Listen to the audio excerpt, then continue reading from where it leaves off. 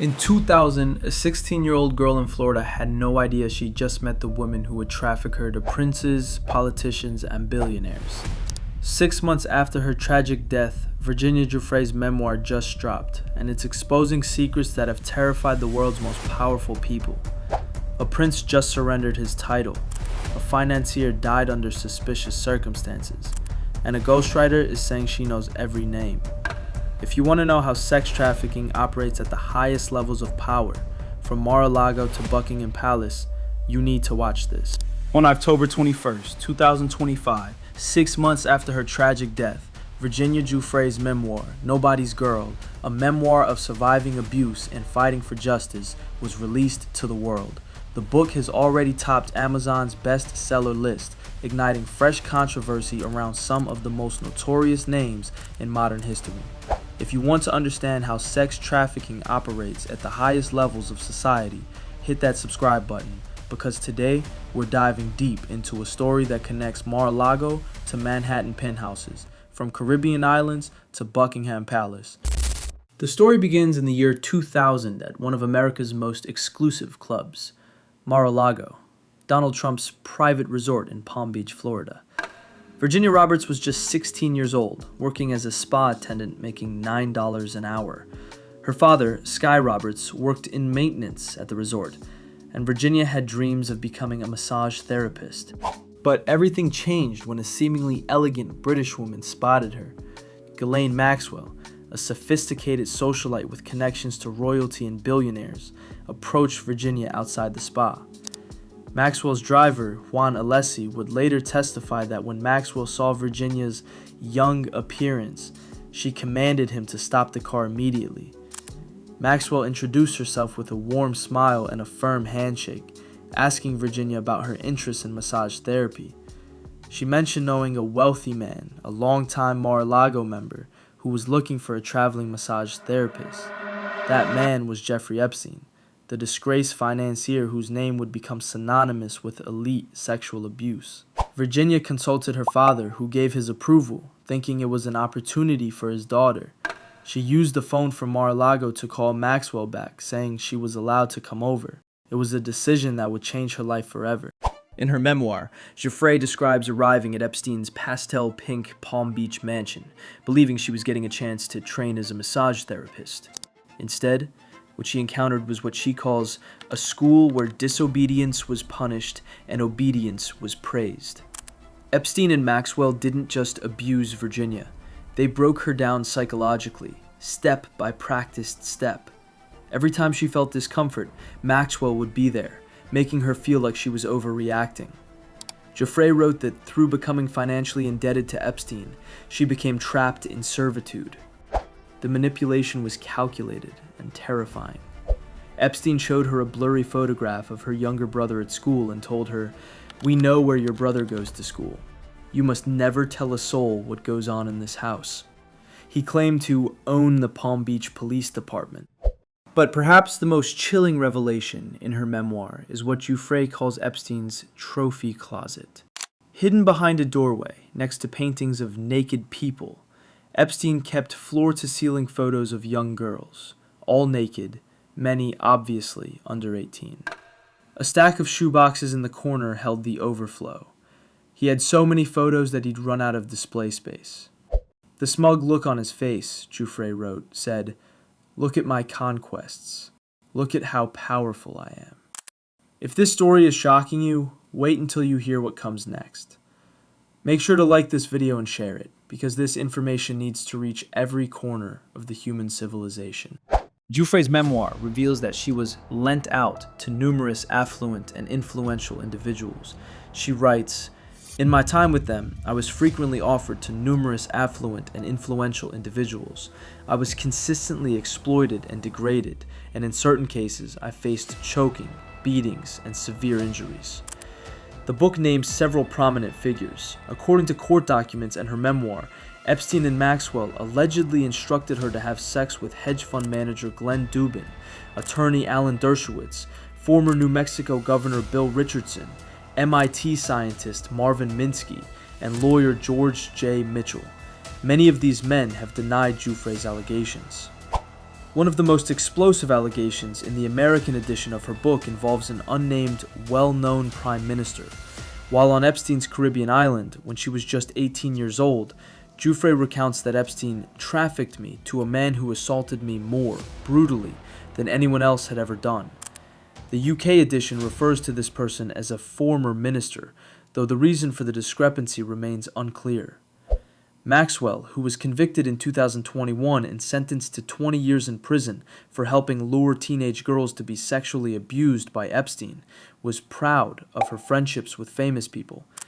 Giuffre wrote that Maxwell loved to talk about how easily she could get former President Bill Clinton on the phone. Clinton has consistently denied any wrongdoing or knowledge of Epstein's crimes. But the allegations that have dominated global headlines involve Prince Andrew, the Duke of York, or rather the former Duke of York, as we'll explain. In her memoir, Giuffre provides detailed accounts of 3 alleged sexual encounters with Prince Andrew. The first allegedly occurred in March 2001, when Giuffre was just 17 years old. According to her account, Maxwell told her that morning, "Just like Cinderella, I was going to meet a handsome prince." I was so young. Ghislaine woke me up in the morning and said, "You're going to meet a prince today." I didn't know at that point that I was going to be trafficked to that prince. That evening, Giuffre, Epstein, and Maxwell had dinner with Prince Andrew, then 41 years old. Maxwell asked the prince to guess Giuffre's age, and he correctly guessed 17. Giuffre wrote that Andrew remarked, "My daughters are just a little younger than you." And then that night, Prince Andrew came to her house in London, and we went out to Club Tramp. Prince Andrew got me alcohol. It was in the VIP section. I'm pretty sure it was vodka. Prince Andrew was like, "Let's dance together," and I was like, "Okay." And we leave Club Tramp, and I hop in the car with Ghislaine and Jeffrey, and Ghislaine said, "He's coming back to the house, and I want you to do for him what you do for Epstein." They went to Tramp nightclub in London, where Giuffre claims Andrew sweated profusely. On the drive back to Maxwell's London townhouse, Maxwell allegedly instructed Giuffre, "When we get home, you are to do for him what you do for Jeffrey." And I want you to do for him what you do for Epstein. I just couldn't believe it. I couldn't believe that even royalty were involved. Giuffre alleges that upon arrival, she ran a hot bath for herself and Prince Andrew, after which they engaged in sexual activity. She wrote that he was friendly enough, but still entitled, as if he believed having sex with me was his birthright. The encounter lasted less than half an hour. The next morning, Maxwell allegedly told Giuffre, "You did well. The prince had fun." And Epstein paid her $15,000 for servicing the man the tabloids called Randy Andy. The second alleged encounter occurred about a month later at Epstein's New York townhouse. The third, according to Giuffre, wasn't a private encounter, but an orgy on Epstein's private island involving herself, Epstein, Prince Andrew, and approximately 8 other young women. Giuffre wrote that the other girls appeared to be minors with limited English proficiency, and Epstein made callous remarks about their inability to communicate, claiming they were the easiest to manage. Prince Andrew has consistently denied all allegations. In his infamous 2019 BBC Newsnight interview, he stated he had no recollection of ever meeting Giuffre, despite a photograph showing them together. One of Epstein's accusers, Virginia Roberts, has made allegations against you. She says she met you in 2001. She says she dined with you, danced with you at Tramp nightclub in London.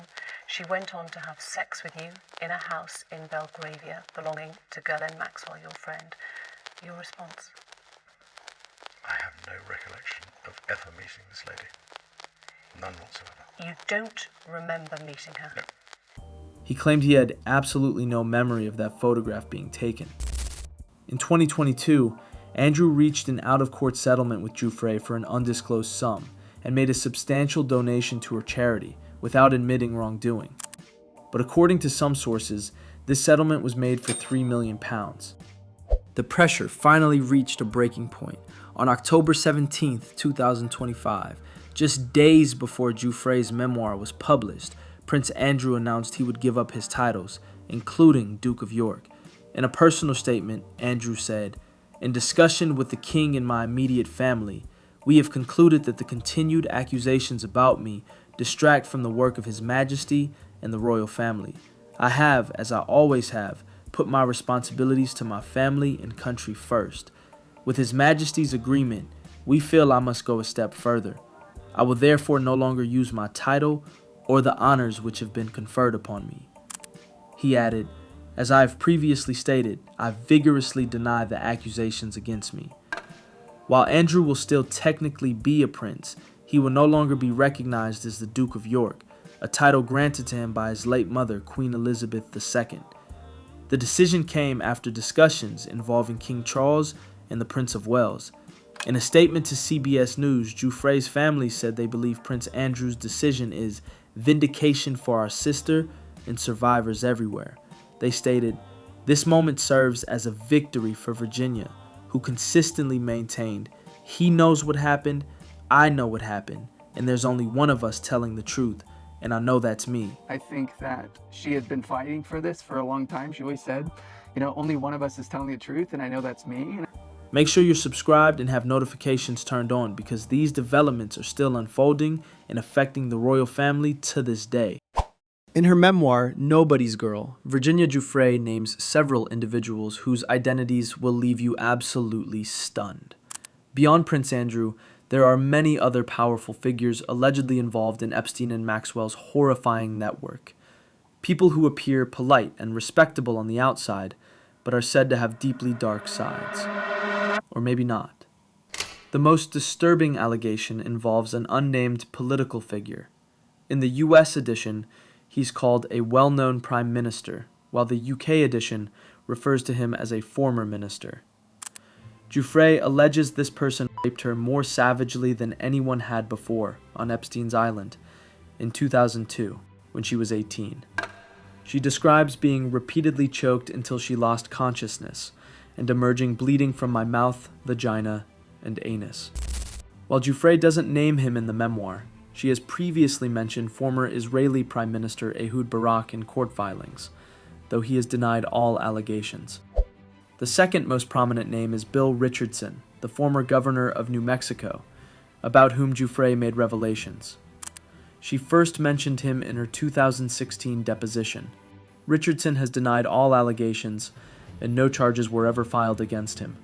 Jean-Luc Brunel, a French modeling agent, was accused of having Giuffre forced into sex with him.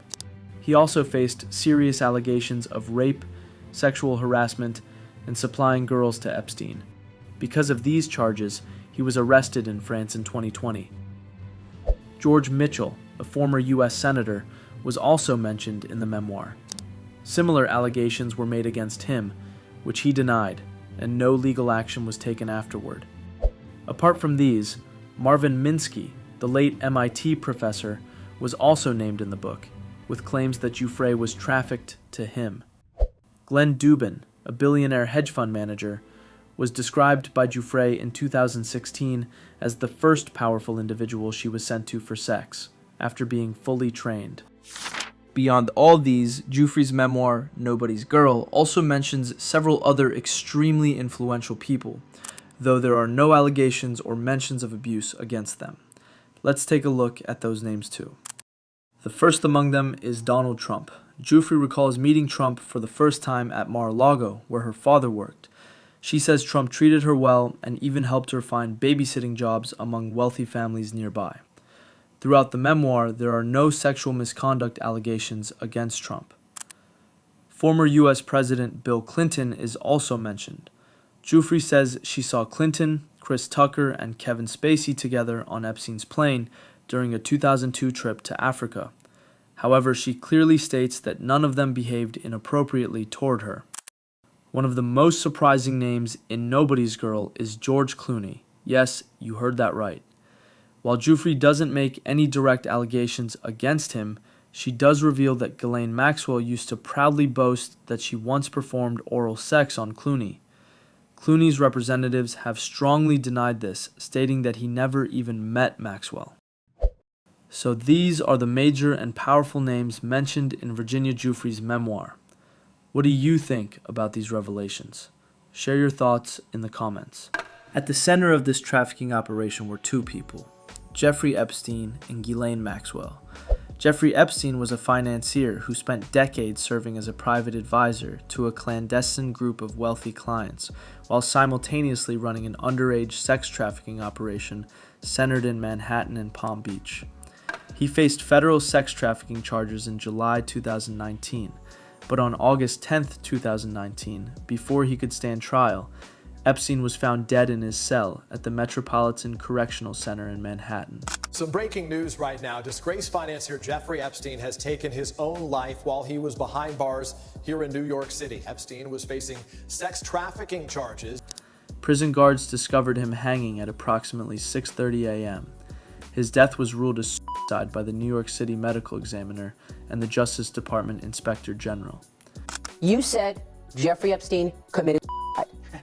People don't believe it. Well, I mean, listen, they have a right to their opinion, but as someone who has worked as a public defender, as a prosecutor, who's been in that prison system, who's been in the Metropolitan Detention Center, who's been in segregated housing, you know a suicide when you see one, and that's what that was. However, due to violations of normal jail procedures, the malfunction of 2 cameras in front of his cell, and his claims of having compromising information about powerful figures, his death generated widespread speculation and conspiracy theories. A June 2023 Justice Department report confirmed it was suicide, detailing severe staffing shortages, failures in managing at-risk inmates, and a widespread disregard of Bureau of Prisons policies and procedures. Ghislaine Maxwell, Epstein's longtime associate and former girlfriend, was arrested in July 2020. In December 2021, she was convicted on 5 counts, including sex trafficking of minors. Maxwell was among Epstein's closest associates and helped him exploit girls who were as young as 14 years old. On June 28, 2022, she was sentenced to 20 years in federal prison. At her sentencing, Judge Allison Nathan stated, "The evidence at trial established that Miss Maxwell directly and repeatedly and over the course of many years participated in a horrific scheme to entice, transport, and traffic underage girls, some as young as 14, for sexual abuse by and with Jeffrey Epstein." The judge emphasized, although Epstein was, of course, central to this criminal scheme, Miss Maxwell is not being punished in place of Epstein or as a proxy for Epstein. Miss Maxwell is being punished for the role that she played in the criminal conduct. Maxwell is currently serving her sentence in a federal prison. She has recently attempted to overturn her conviction through Supreme Court filings and has met with top Justice Department officials. Virginia Giuffre spent years rebuilding her life. In September 2002, at age 19, she flew to Thailand to attend massage school. There she met Robert Giuffre, an Australian martial arts trainer, and they married quickly. She contacted Epstein and told him she would not be returning. For 5 years, she and her husband lived quietly in Australia with their children. But in 2007, Virginia made the courageous decision to speak out. She became one of the first people calling for criminal charges against Epstein. In 2015, she founded Victims Refuse Silence, later relaunched as Speak Out, Act, Reclaim, a nonprofit organization dedicated to supporting survivors of sex trafficking. Virginia gave a detailed account in an October 2019 BBC Panorama interview about being trafficked by Epstein to Prince Andrew, which shifted public opinion against the prince. He asked me to dance. He is the most hideous dancer I've ever seen in my life. I mean, it was horrible, and this guy was sweating all over me. Like, his sweat was like, it was raining basically everywhere, and I was just like, whoa, grossed out from it. But I knew I had to keep him happy because that's what Jeffrey and Ghislaine would expect from me. She subsequently sued the prince in civil court in New York, reaching a settlement in February 2022. But Virginia's personal life was unraveling. In the weeks before her death, she publicly alleged that her husband, Robert Giuffre, had physically abused her for years, claims he has denied. He had filed a family restraining order against her in February, which prevented her from seeing her 3 children. Her family said the separation from her children became unbearable. Virginia's brother Sky and sister-in-law Amanda believe the worst thing that could happen to a mother pushed her over the edge. On April 25, 2025, at her farm in Western Australia, Virginia Roberts Giuffre took her own life at age 41. Her family stated she lost her life to suicide after being a lifelong victim of sexual abuse and sex trafficking. In the end, the toll of abuse is so heavy that it became unbearable for Virginia to handle its weight. Her brother Sky, who was with her in her final days and found her body, has disputed conspiracy theories about her death, confirming it was suicide. Virginia had been working on her memoir since 2021 with journalist and ghostwriter Amy Wallace. The two collaborated for 4 years, building a relationship before delving into the painful details. Just weeks before her death, Virginia reached out to Wallace and her publicist with an urgent message. In her final email, she wrote, "The content of this book is crucial as it aims to shed light on the systemic failures that allow the trafficking of vulnerable individuals across borders. It is imperative that the truth is understood and that the issues surrounding this topic are addressed, both for the sake of justice and awareness. In the event of my passing, I would like to ensure that nobody's girl is still released." Wallace told the Washington Post, "I feel privileged to advocate for her. However, I truly wish she could be here for these interviews." The book has received critical acclaim. The Guardian called it deft, smart, and important, courageous.